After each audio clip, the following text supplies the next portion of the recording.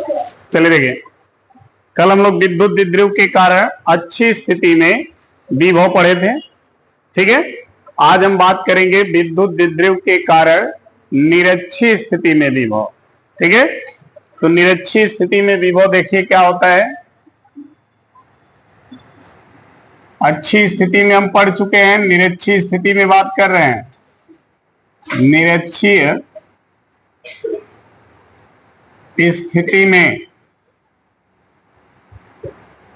ठीक है, विद्युत द्विध्रुव के कारण निरक्षीय स्थिति में विभव क्या होगा। इसके लिए आपके पास एक वैद्युत द्विध्रुव होना चाहिए।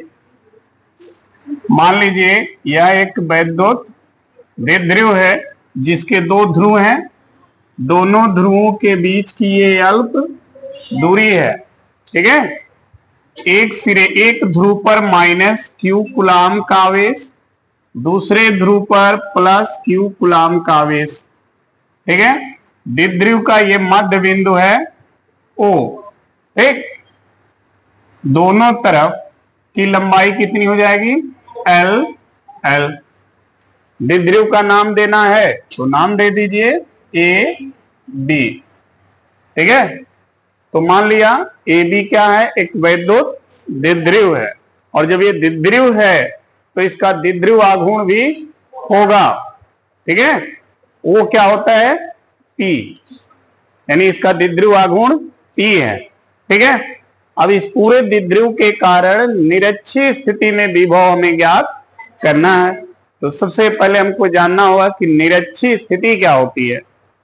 ठीक है, तो द्विध्रुव के मध्य बिंदु से, ठीक है, द्विध्रुव का ये अक्ष होता है, तो द्विध्रुव के मध्य बिंदु से उसके अक्ष के लंबवत जो रेखा जाएगी, ऐसे लंबवत जाएगी, ध्यान रखिएगा एकदम। ठीक है, द्विध्रुव के मध्य बिंदु से लंबवत जो रेखा गुजर रही है उसी को द्विध्रुव का निरक्ष कहते हैं। और यदि उस अक्ष पर कोई बिंदु स्थित है तो उस बिंदु को हम कहते हैं निरक्षीय स्थिति, यानी वह बिंदु निरक्षीय स्थिति में है।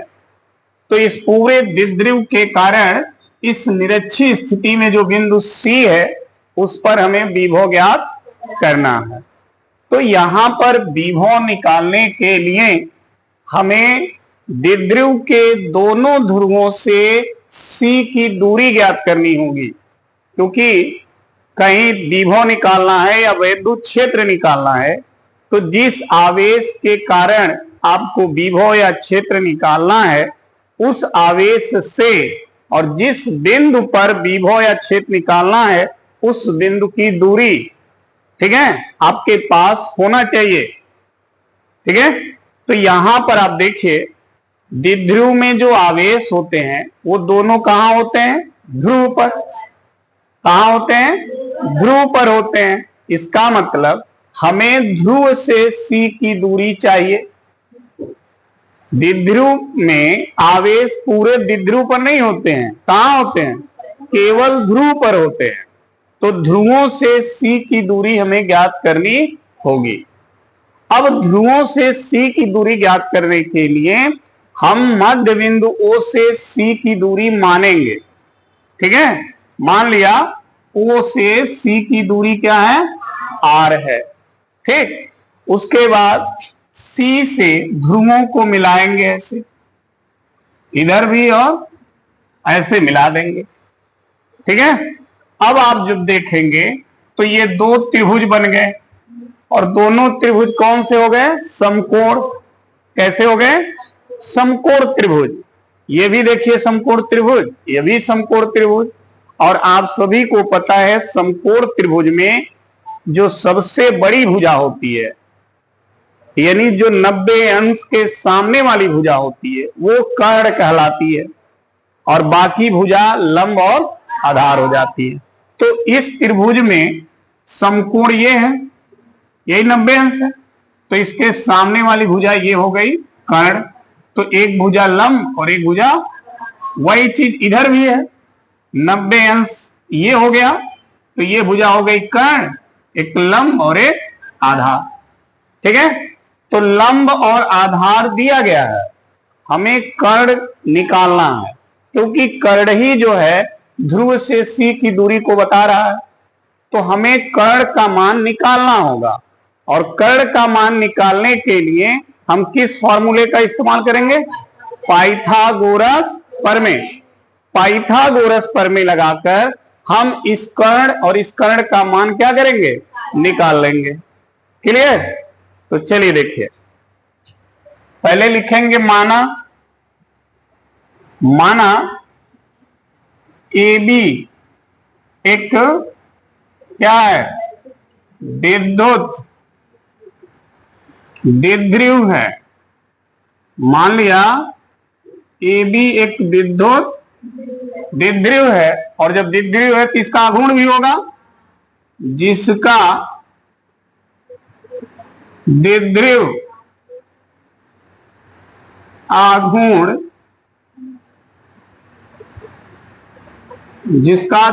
आघूर्ण क्या है?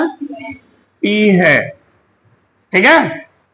अब जब मान लिया एक द्विध्रुव AB है और उसका द्विध्रुव आघूर्ण P है, तो द्विध्रुव के मध्य बिंदु O से निरक्षीय स्थिति में R मीटर की दूरी पर एक बिंदु क्या है? C है। तो लिखेंगे द्विध्रुव के मध्य बिंदु O से R मीटर की दूरी पर किस स्थिति में? निरक्षीय स्थिति में एक बिंदु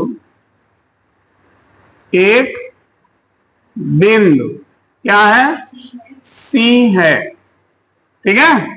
और वही C है जहां पर आपको विभव ज्ञात करना है। C है जहां विद्युत विभव ज्ञात करना है। यहीं पर आपको विभव ज्ञात करना। ठीक है। अब विभव ज्ञात करने के लिए दोनों ध्रुवों से C की दूरी हम निकालेंगे। ठीक है। हमने बोला ना कि आवेश कहां होते हैं? द्विध्रुव के ध्रुव पर। तो ध्रुव से C की दूरी हम निकालेंगे किस फार्मूले से?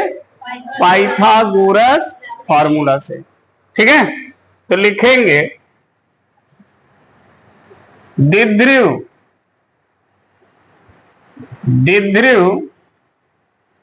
के ध्रुवों A और B से C की दूरी कितनी हो जाएगी? तो देखिए, पाइथागोरस प्रमेय अप्लाई करिए। अगर इस त्रिभुज की बात करें तो ये कर्ण है, तो आप सभी को पता है पाइथागोरस प्रमेय कहता है कर्ण का स्क्वायर बराबर लंब का प्लस आधार का। यही पाइथागोरस प्रमेय का सूत्र है। लंब दिया है तो R स्क्वायर, आधार है ये हो गया कर्ण का। हमें कर्ण चाहिए, कर्ण का स्क्वायर नहीं। तो कर्ण का स्क्वायर क्या करेंगे? हटाएंगे। तो जब कर्ण का स्क्वायर हटाएंगे ना, तो ये किस में आ जाएगा? करड़ी में R square plus L square. यानी द्विध्रुव के ध्रुव B से C या A से C की जो दूरी होगी वो कितनी होगी? करड़ी में R स्क्वायर प्लस, और इधर भी वही होगा R स्क्वायर प्लस, दोनों ध्रुवों से C की दूरी कितनी आ गई? R square plus L square. सही है ना? किसी को कोई प्रॉब्लम? चलिए अब जो बात करना है, एक बार आप धन आवेश के कारण यहां विभव निकालेंगे, एक बार आप ऋण आवेश के कारण विभव निकालेंगे। तो अब यहां लिखेंगे प्लस क्यू आवेश के कारण सी पर क्या विभव। तो प्लस क्यू के कारण सी पर जो विभव निकालेंगे, तो आप सभी को बता दें कि ये सी देखिए और ये आवेश देखिए, बाकी सबको भूल जाइए। ये आवेश है और ये सी है जहां विभव निकालना है, और दोनों के बीच ये दूरी है। तो किसी आवेश के कारण अगर कुछ दूरी पर विभव निकालना होता है तो कौन सा फॉर्मूला होता है, के क्यू बाई, यहां पर दूरी क्या है, करड़ी में आर स्क्वायर प्लस, आर के जगह लिख देंगे करड़ी में आर स्क्वायर प्लस, तो प्लस क्यू आवेश के कारण जो विभव होगा भी प्लस क्यू, उसका मान होगा के क्यू बटा करड़ी में R square plus L square. ठीक है, ये हो गया इस प्लस क्यू आवेश के कारण सी पर विभव। क्लियर। इसी तरह से माइनस के कारण निकालेंगे, माइनस क्यू आवेश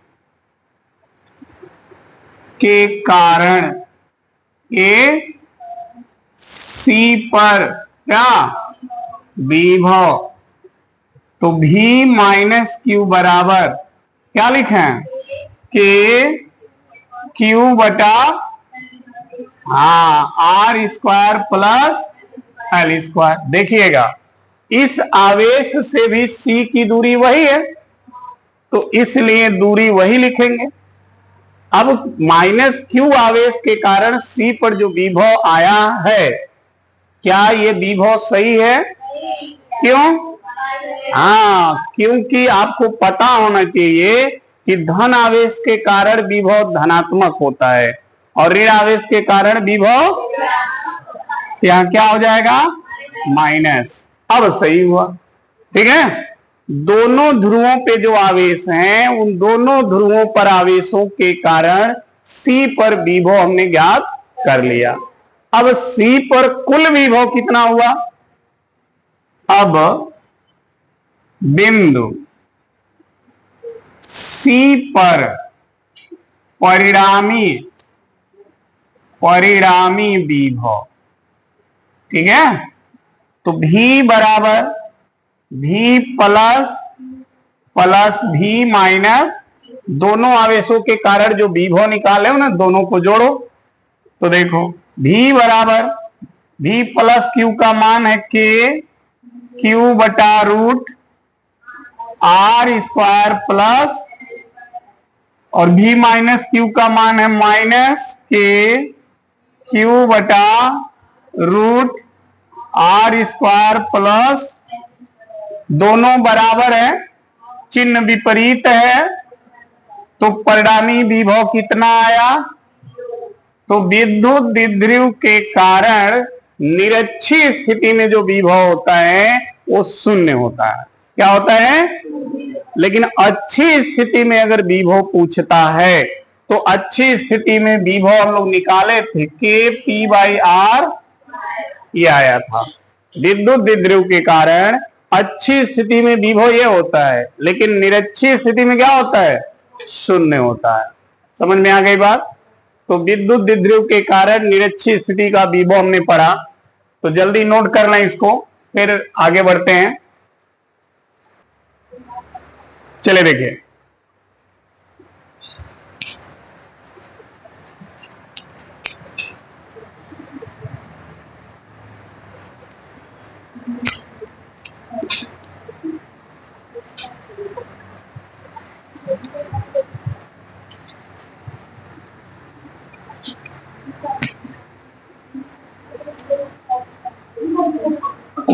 चलिए देखिए, अब जो हम बात करने जा रहे हैं वो है विद्युत द्विध्रुव के कारण किसी बिंदु पर विद्युत विभव। ठीक है, ये ऐसा टॉपिक है, इसी से अच्छी स्थिति का भी फॉर्मूला निकल जाएगा और इसी से निरक्षी का भी फॉर्मूला निकल जाएगा। ठीक है, तो देखिए विद्युत द्विध्रुव के कारण विद्युत द्विध्रुव के कारण किसी बिंदु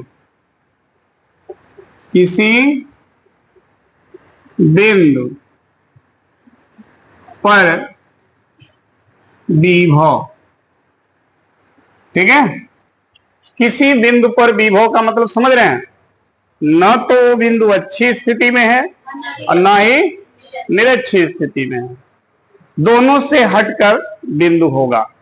ठीक है, तो उसके लिए हम क्या करेंगे, यहां पर एक विद्युत द्विध्रुव मान लेंगे।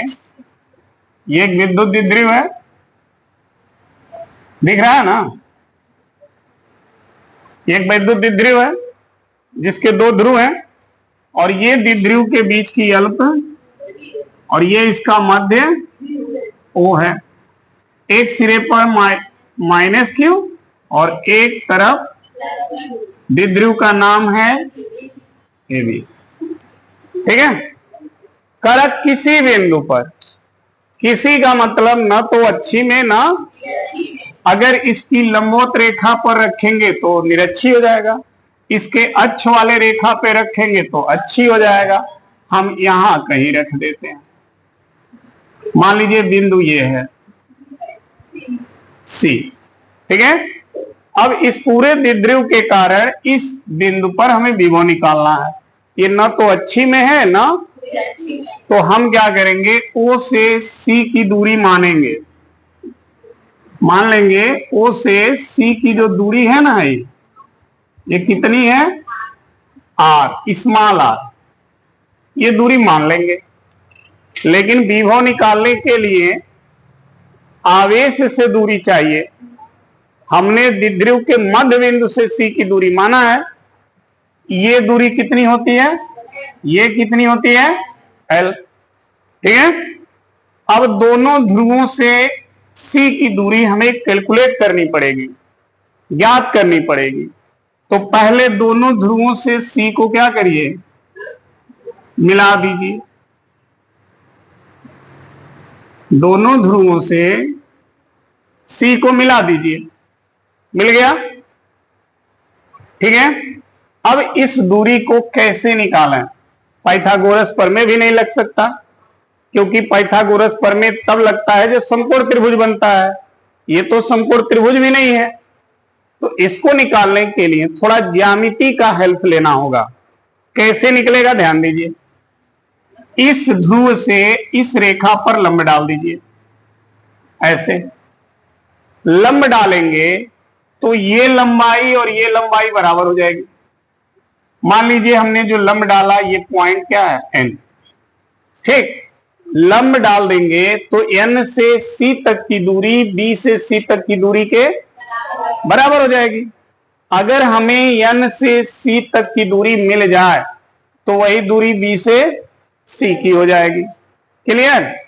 अच्छा, A से C की दूरी कैसे निकालेंगे, तो इस रेखा को आगे बढ़ाएंगे, ऐसे ऐसे आगे ऐसे बढ़ाएंगे ऐसे, और फिर इस ध्रुव से इस पर क्या करेंगे, लंब डाल देंगे। समझ में आई बात? ये मान लीजिए M है, ये पॉइंट क्या है, M है। अगर हम M से C तक की दूरी निकाल लें तो A से C तक की दूरी मिल जाएगी, ये दोनों बराबर हो जाएंगे। समझ में आ गई बात? आपको कौन कौन दूरी निकालना है, N से C तक, M से C तक। N से C तक की दूरी B से C तक की दूरी के बराबर होगा, M से C तक की दूरी A से C तक की दूरी के बराबर होगा। यानी NC और MC ये दोनों निकालना हमें। क्लियर? अब देखो, ये जो कोण बना है यहां पर, ये मान लो ये कोण क्या है, थीटा है। क्या है? थीटा। तो देखो ये बन गया एक समकोण त्रिभुज। देखो हाई एंगल कितना बन गया, 90 डिग्री। बना ना भाई, लंब डालोगे तो 90 अंश बनेगा। समकोण त्रिभुज बना। समकोण त्रिभुज में ये भुजा हो गई कर्ण और ये भुजा हो गई आधार, हो गई। ये भुजा हो गई आधार और है भुजा हो गई कर्ण। अब देखो ट्रिग्नोमेट्रिक का कौन ऐसा रेशियो है जिसमें आधार और कर्ण आता है, वो है कास। कास बराबर होता है आधार बटे कर्ण, होता है ना। तो कास का फॉर्मूला जब लगाओगे, देखो कास थीटा बराबर, तो ये है आधार ओ एन बटा कर्ण एल, एल का गुणा कर दो तो ओ एन बराबर आएगा एल कास। समझ में आई बात। तो ओ से एन तक की लंबाई निकल गई कितनी, एल कास, यानी ये लंबाई हमको मिल गई एल कास थीटा। ठीक है। अब देखो यहां से यहां तक की लंबाई कितनी थी, आर। अब उसमें से एल कास थीटा घटा दो तो एन से सी तक की दूरी हो जाएगी आर माइनस एल कास, हो जाएगा ना। और वही दूरी किसके बराबर है, तो इसकी दूरी कितनी निकल गई, आर माइनस, निकला कि नहीं, हो गया। समझ में आई यहां तक, बोलो। चलिए अब देखो यहां समझो, अगर ये थीटा है तो ये भी क्या बनेगा, थीटा। ज्यामिति में शीर्षाभिमुख कोण बराबर होते हैं। जब दो असमांतर रेखा ऐसे काटती है तो आमने सामने के कोण, तो अगर ये थीटा है तो ये भी थीटा होगा, सही है। यहां भी देखो ये 90 डिग्री है ना। तो ये बना कर्ण और ये बना आधार, बना ना, ये कर्ण और ये, तो कर्ण और आधार का फॉर्मूला लगाएंगे तो कास थीटा बराबर, आधार कौन है, ये ओ एम है ना, और कर्ण है एल का गुणा कर दो तो ओ एम बराबर एल कास। लो इसकी भी लंबाई निकल गई कितना, एल कास, तो इसको भी लिख दो एल कास थीटा। देखो ओ से सी की दूरी कितनी थी, उसमें ये दूरी जोड़ दो एल कास थीटा, तो एम से सी की दूरी हो जाएगी आर प्लस एल कास, होगा ना। और वही दूरी ए से सी की होगी तो हो जाएगा R plus L cos. Clear हो गया। तो द्विध्रुव के दोनों ध्रुवों से सी की दूरी मिली, मिल गई कि नहीं मिल गई। और जब दूरी मिल गई तो विभव आसान हो गया। देखो दूरी ही निकालने में जो भी आपको प्रॉब्लम होगी, दूरी निकाल लीजिए। विभव के लिए तो फार्मूला रखा हुआ के क्यू बाई आर, उसी पे रखिए, फटाफट विभव निकल जाएगा। समझ में आ गई बात। तो अगर किसी बिंदु पर विभव पूछता है तो आप ऐसे ही करेंगे, और कैसे निकाला गया दूरी ये सब कुछ दिख रहा है आपको, समझ में आ गई है ना। तो अब इसी को थोड़ा लिख भी लेते हैं। क्या लिखेंगे, माना ए बी एक विद्युत क्या है, द्विध्रुव है। माना ए बी एक विद्युत और द्विध्रुव है तो आघूर्ण है, तो लिखेंगे जिसका द्विध्रुव आघूर्ण क्या है, ई है। ठीक है। उसके बाद द्विध्रुव के मध्य बिंदु ओ से आर मीटर की दूरी पर कहीं एक बिंदु क्या है, कहीं इसलिए क्योंकि वो न तो अच्छी में है ना, ठीक है। तो लिखेंगे द्विध्रुव के मध्य बिंदु ओ से आर मीटर की दूरी पर कहीं एक बिंदु क्या है, सी है, जहां क्या करना है, विभव ज्ञात करना है, जहां विद्युत विभव ज्ञात करना है। समझ में आ गई बात?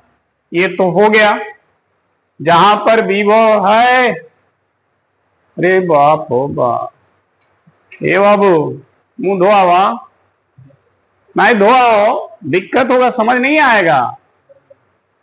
फिर वही बात, पानी है धोला, शर्म ना करा, शर्माओगे तो छूट जाएगा तुमसे। स्टूडेंट लाइफ में शर्म नहीं, गलती हो रहा, जाओ मुंह धो लो फटाक से, ठीक है। रात भर जगे हो ना, खूब मिठाई उड़ाए होगे, खूब उड़ावा इसे, पेपर में देखा का उड़ावे लता, ठीक है। तो जहां विद्युत विभव ज्ञात करना है, ये तो क्लियर हो गया। अब देखिए, दोनों ध्रुवों से सी की दूरी निकालेंगे, ठीक है। और निकालने के लिए ये सारा प्रोसेस है, कैसे निकाला जाएगा अब इसको हम नहीं लिखेंगे, इसमें कैसे हमने निकाला है वो हमने बता दिया है। समझ में आ गई बात? द्विध्रुव के ध्रुव ए से सी की दूरी कितनी है, आर माइनस ए से, भाई प्लस में है ना, आई ए है वो, ए से सी की दूरी, तो R plus L cos theta. ये कैसे आया है सबको पता है, पता है ना। चलिए, तो ये है आर, क्लियर, समझ में आ गया।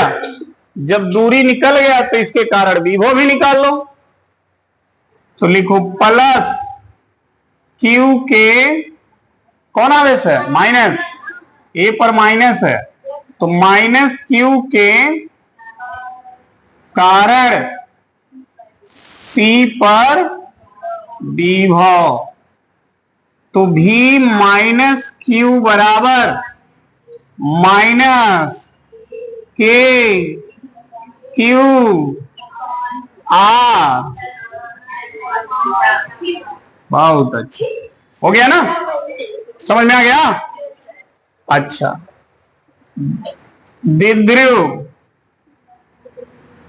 द्विध्रुव के ध्रुव बी से सी की कितना,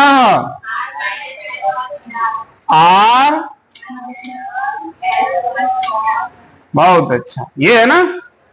तो बी पर कौन सा आवेश है, प्लस, यहां लिखोगे प्लस क्यू के कारण सी पर विभव, तो भी प्लस क्यू बराबर के क्यू बटा,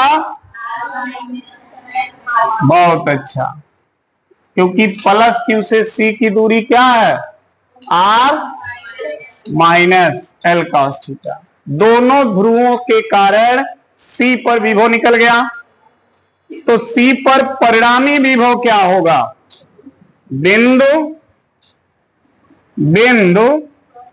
सी पर क्या, परिणामी विभव, तो सी पर परिणामी विभव दोनों को जोड़ेंगे, तो भी बराबर भी प्लस क्यू प्लस भी माइनस क्यू, सही है ना।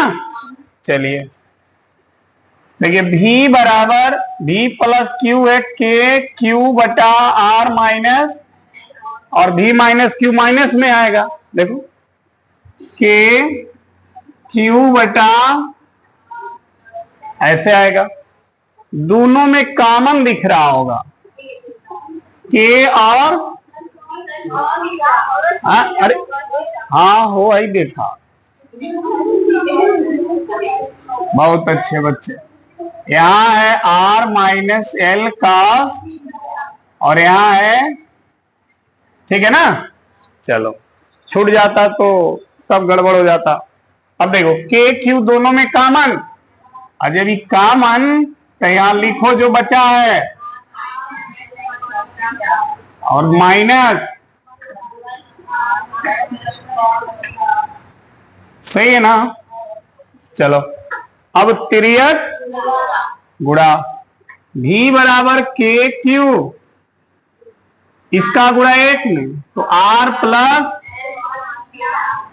माइनस इसका गुणा इसमें, ऐसे लिख दें क्यों? हाँ ब्रैकेट लगा दो, कौन है? हाँ अब इन दोनों का आपस में करो, हो जाएगा इसे ए स्क्वायर माइनस, बहुत अच्छे हो गया ना ये। देखो अब भी इक्वल टू के क्यू आर प्लस, अब लड़का गेट खोल ले, चिन्ह का हुई बदल गया ना, बटा आर स्क्वायर माइनस, देख लो प्लस आर माइनस आर, काम तमाम। अब जो बचा है के क्यू एल कास 2l, बहुत अच्छे, बटा आर स्क्वायर माइनस, देखे। अब Q को 2l के साथ लिखो, के क्यू इंटू बटे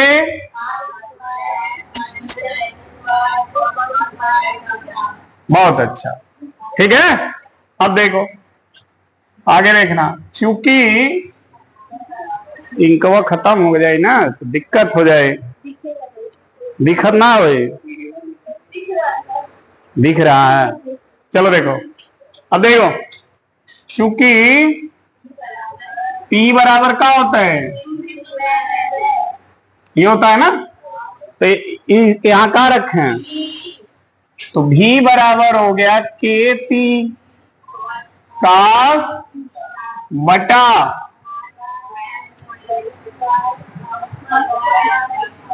बोलो, यहां तक सही है ना।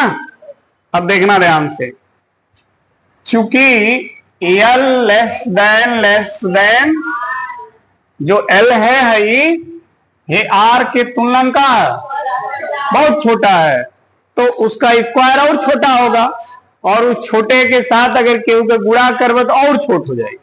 मतलब एल स्क्वायर कास पर थीटा को क्या करना है, छोड़ देना, समझे। अगर कोई मान छोटा है तो उसका वर्ग और छोटा, और उस छोटे मान के साथ किसी का भी गुणा करोगे तो और छोटा हो जाएगा, तो एकदम छोटा होते जा रहा है ना, तो क्या करो उसको, हाँ ये सब छोटुआ छोड़ दो। तो L square cos square theta को क्या करोगे, छोड़ देंगे। भाई देख लो एल छोटा है आर से, तो एल का स्क्वायर और छोटा, और ये छोटू में हेकर गुणा भाई और छोट हो गए, तो क्या करो, छोड़ दो। तो जो बचा है उसको लिख लो, क्या बचा, के टी नीचे बचा और यहां बचा, बस बस, हर हर महादेव, यह आंसर है। विद्युत द्विध्रुव के कारण किसी बिंदु पर विभव ये है। अब इसी से देखो अच्छी निरक्षी कैसे निकल रहा है। देखो पहला, यदि थीटा, आई जो थीटा है ना, अगर ई 0 हो जाए तो थीटा 0 कब हो, देखो आई थीटा 0 कब होगा, जब हाई पॉइंट यहां होगा, तो हाई लाइन सीधा, हाई वाली लाइन ऐसे हो जाएगी ना, समझे बात को। हाई थीटा इसी वाले लाइन से बना ना, तो अगर ये बिंदु यहां आ जाए तो हाई लाइन ऐसे हो जाएगी, तो थीटा क्या बनेगा 0। तो यदि थीटा क्या हो तो देख लो, तो काश 0 का मान तो हाई हो जाए, तो v बराबर का आई। देखो ये अच्छी स्थिति का सूत्र है कि नहीं है, अच्छी स्थिति का ही फॉर्मूला था ना। तो देखो अच्छी स्थिति में आ गया। अब भाई पॉइंट जब यहां आएगा तो ये कौन सी स्थिति है, और ऐसे स्थिति में थीटा क्या बनेगा। अब दूसरा देख लो, यदि थीटा कितना हो जाए 90 कब होगा, देखो ऐसे है, अगर एक ऐसे कहीं डालना तो 90 हो जाएगा, और ऐसा कौन स्थिति है निरक्षी। तो यदि थीटा 90 तो काश 90 का मान, तो यहां 0 रखोगे तो पूरा, तो भी का आया, और निरक्षी स्थिति में विभव का आता है 0 आ गया। ठीक है, समझ में आ गई बात, तो नोट कर लीजिए।